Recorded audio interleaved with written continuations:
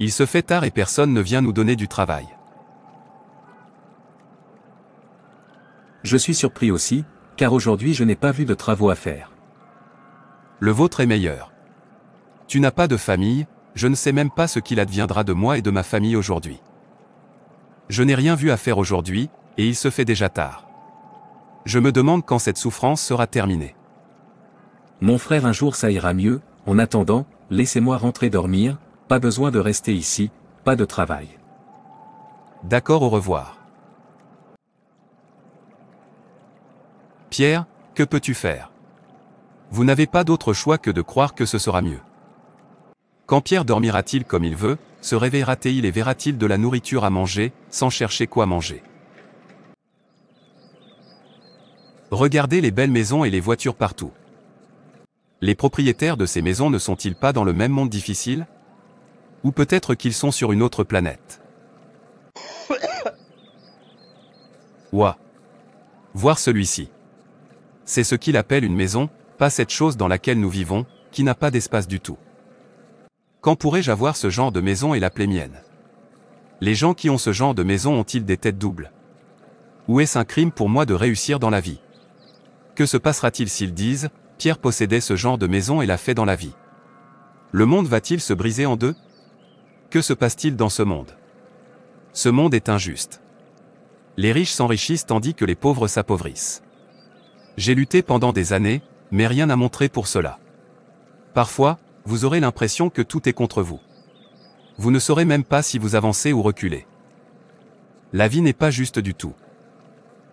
Ce qui me surprend, c'est que certaines personnes le font encore et ont tout ce qu'elles veulent, au même endroit où je peux à peine me permettre de manger. Suis-je maudit ou quoi? Je commence à penser que je suis maudit. Veuillez m'excuser, monsieur. Oui, cherchez-vous un travailleur? Je veux vous dire que Jésus vous aime et veut que vous lui donniez votre vie. C'est l'abandon à Jésus, acceptez-le comme votre Seigneur et Sauveur personnel, demandez-lui d'entrer dans votre vie et de prendre le contrôle de votre vie. C'est pour ça que tu m'as arrêté? Tu as de la chance de ne pas être proche de moi car, je t'aurais donné une sale claque, tu ne l'oublieras jamais. Quand est-il devenu obligatoire de donner sa vie à Jésus? En fait, venez me forcer à donner ma vie à Jésus. Vous ne savez pas ce qui se passe dans ce monde. Comment celui qui n'a pas mangé depuis le matin peut-il donner sa vie à Jésus? Vous pensez que c'est facile parce que tout va bien pour vous. Je sais que la vie est douce pour toi. C'est pourquoi vous forcez les gens à donner leur vie à Jésus. Écoute, la vie n'est pas juste pour moi, alors éloigne-toi de ma vue avant que je ne te fasse regretter de m'avoir arrêté. Je suis désolé, monsieur, mais Jésus est la vie que vous recherchez. Il n'y a pas de vie sans Jésus. Vous ne pouvez trouver une vie facile que lorsque vous venez à lui. Il est la raison pour laquelle vous savez que vous avez une vie. Peu importe ce que vous avez dans cette vie, si vous n'avez pas Jésus, vous n'avez rien. Allez à lui. Ce n'est qu'alors que vous réaliserez qui vous êtes. Le but de ta vie. Ayez pitié de vous-même. Et écoute, si tu ne sais pas quoi faire de ta vie, va dormir. Si Jésus vous aimait, il n'aimait pas les gens comme moi. Et si tu ne disparais pas devant moi maintenant, je ferai en sorte que tu regrettes d'être né. Non-sens. Pouvez-vous imaginer, je devrais donner ma vie à Jésus avec un estomac vide dans ce monde difficile? Est-ce possible? Je parle de la difficulté de la vie et elle parle de donner votre vie à Jésus. Est-ce par la force? Cher, où étais-tu? La maladie de notre fils s'est aggravée et je l'ai emmené à l'hôpital, où le médecin a dit que je devais venir vous appeler, qu'il devait d'abord vous voir. Chahi. D'accord, je vais aller la voir, puis rencontrer le médecin, arrêtez de pleurer. D'accord chérie. Problème de la vie. Quand seras-tu fini? Veuillez conduire rapidement. Calmez-vous s'il vous plaît. Voulez-vous que je perde le contrôle? Dans la vie, vous devez y aller doucement et permettre à Dieu d'agir en premier avant vous. Si vous allez devant Dieu, vous finirez dans un pétrin. Je ne vous blâme pas parce que je suis entré dans votre voiture. Savez-vous pourquoi je me précipite là où je vais? J'ai dit mon morceau. Je prie pour qu'il n'arrive rien à ma fille. Mon cœur doux. Papa, bienvenue. Comment vas-tu maintenant? Je vais bien, papa. Ne vous inquiétez pas, tout ira bien. Laissez-moi aller voir le médecin. Il demande à me voir. D'accord, papa. Docteur, vous avez dit que vous vouliez me voir. Oui, vous devez déposer 300 $ avant que nous puissions commencer le traitement de votre fille. Docteur, je n'ai pas ce genre d'argent en ce moment. Commencez simplement le traitement. Laisse-moi courir et voir si je peux gagner de l'argent. Monsieur Peter, quoi que vous vouliez faire, faites-le très vite pour que je puisse commencer le traitement. Je ne peux pas commencer le traitement de votre fille sans que vous apportiez la moitié de l'argent. Docteur, n'y a-t-il rien que vous puissiez faire pour aider? Jusqu'à ce que j'obtienne l'argent, je ne peux pas me permettre de voir quoi que ce soit arrivé à ma fille. Elle est ma joie. Je ne peux rien faire. Monsieur Peter, je ne suis qu'un médecin, je ne suis pas le propriétaire de cet hôpital. Va juste chercher l'argent. Rien n'arrivera à votre fille. La vie est entre les mains de Dieu, pas des médecins. Nous nous soucions seulement, Dieu guérit. D'accord, je t'ai entendu, laisse-moi voir ce que je peux faire. Argent, vous m'avez assez insulté. Je ne blâme pas ceux qui font des rituels d'argent, c'est la frustration qui le provoque. L'argent est utilisé pour insulter les gens. Si vous n'avez pas d'argent, tout vous insultera.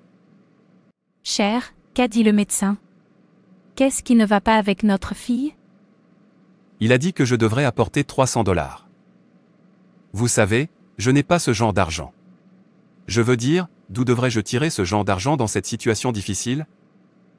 Chérie, ne t'inquiète pas trop. Vendons quelque chose. Plus tard, nous le remplacerons. Puisque nous sommes encore en vie, par la grâce de Dieu, nous les récupérerons. Vous avez raison, c'est ce que nous allons faire. Vous savez quoi? Restez avec notre fille, laissez-moi partir et voir ce que je peux faire. D'accord. Je prie pour voir quelqu'un acheter ma télévision. Ma fille est très importante pour moi. Rien ne doit lui arriver. Monsieur Peter, où allez-vous en murmurant? Laisse-moi tranquille, mon frère. Vous ne comprendrez pas. Je réfléchis à ma vie. Il se passe beaucoup de choses dans ma tête. J'espère pas de problème. Pourquoi n'y aurait-il pas de problème, alors que la seule chose dont je suis fier, c'est de me nourrir?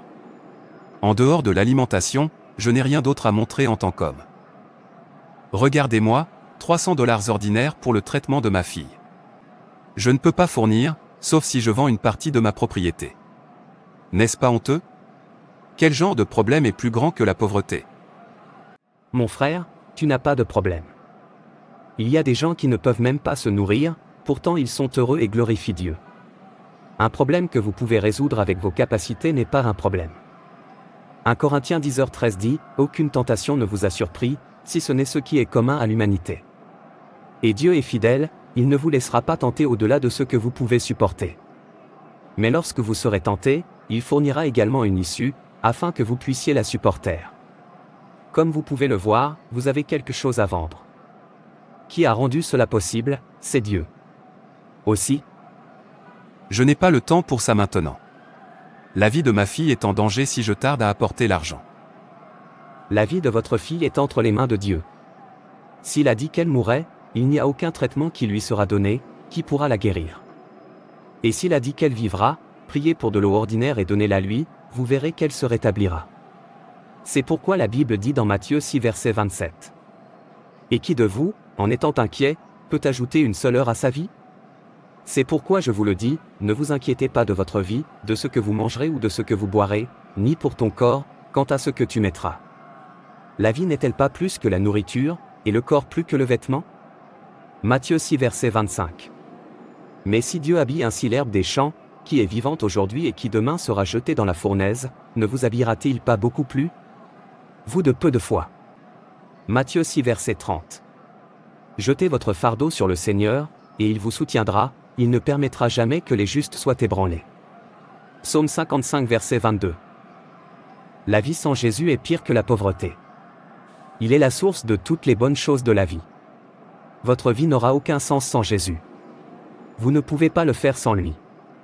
C'est pourquoi il vous supplie, venez à moi, vous tous qui êtes fatigués et chargés, et je vous donnerai du repos. Prenez mon joug sur vous et apprenez de moi, car je suis doux et humble de cœur, et vous trouverez du repos pour vos âmes. Car mon joug est aisé et mon fardeau est léger. Matthieu 11 versets 28 à 30. Jésus est la vie, il n'y a pas de vie sans Jésus, tu trouveras tout ce que tu as voulu en lui, tout ce que tu as à faire, approche-toi de lui, accepte-lui comme votre Seigneur et Sauveur personnel, aimez Dieu de tout votre cœur. Adorez-le parce qu'il est digne d'être adoré, pas parce que vous voulez qu'il fasse quelque chose pour vous, alors vous verrez que le ciel sera un point de départ pour vous. Monsieur Jude, ne vous inquiétez pas, nous parlerons plus tard. Pour l'instant, je suis occupé. Mettez ce que je vous ai dit en pratique. La vie sans Jésus est pleine de crises. Si vous n'avez pas Jésus, vous n'avez pas la vie. Je ne te blâme pas parce que tu ne comprends pas. Si seulement vous compreniez, vous sauriez que ce n'est pas facile.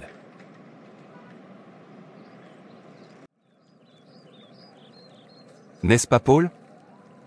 Paul, que fais-tu dans ce manoir? Connais-tu le propriétaire? Monsieur Peter depuis longtemps. Réponds-moi, qu'est-ce que tu fais là? Ceci est une de mes maisons. Qu'est-ce que tu veux dire par là? Êtes-vous en train de dire que vous êtes le propriétaire de ce manoir? S'il vous plaît entrez, laissez-moi vous divertir. Est-ce que vous dites tranquillement, prenez tout de moi?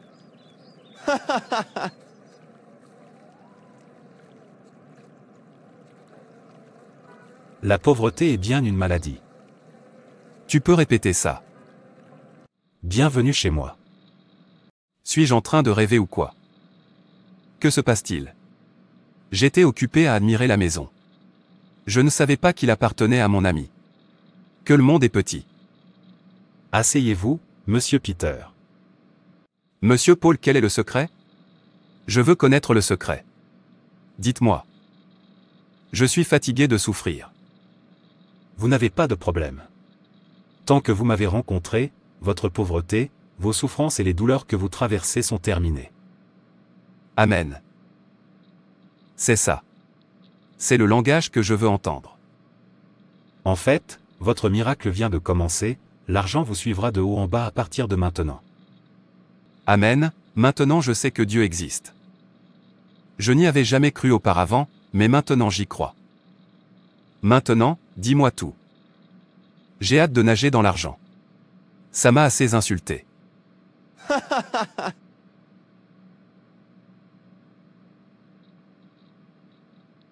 Calmez-vous, Monsieur Peter.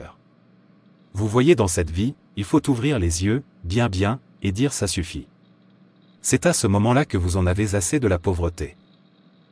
Vous voyez, je suis fatigué, alors allons droit au but. Ne vous inquiétez pas, je vais vous y conduire. Il n'y a rien à faire, juste une petite introduction, et vous serez rendu.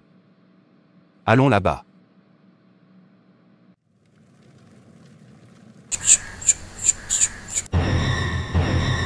Grand dragon.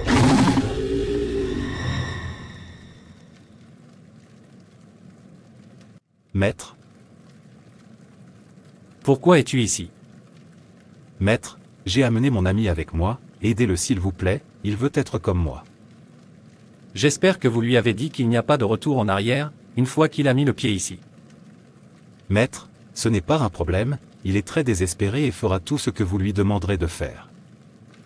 Allez le faire entrer. Merci maître. Peter, vous pouvez maintenant entrer, rappelez-vous, pour vous mettre d'accord sur tout ce qu'il vous dira, c'est-à-dire si vous voulez gagner de l'argent. En fait, je ne perdrai même pas de temps pour être d'accord, c'est comme si tu ne savais pas combien j'ai souffert. Bon, entrez. Maître, Inclinez-vous devant le grand dragon qui déterminera votre destin. grand dragon, Il vous a répondu. Tu sacrifieras ta femme, et tu auras autant d'argent que tu voudras. Vous avez 3 jours pour le faire. ma femme, mon ami ne m'a jamais dit que je devais sacrifier ma femme. J'en ai fini avec vous. Vous pouvez maintenant partir, rappelez-vous 3 jours, ou vous mourrez. Tu ne m'as jamais dit que je devais sacrifier ma femme. Je ne veux pas tuer ma femme. Est-ce pourquoi vous criez? Vous avez dit que vous vouliez de l'argent, maintenant que vous avez vu de l'argent et que vous avez commencé à courir, soyez un homme, vous devriez savoir que quelque chose comme ça va arriver. Savez-vous combien de personnes j'ai tuées avant d'atteindre cette étape? En fait, je tue ma mère, ma sœur, et je vais encore en tuer d'autres. Quoi?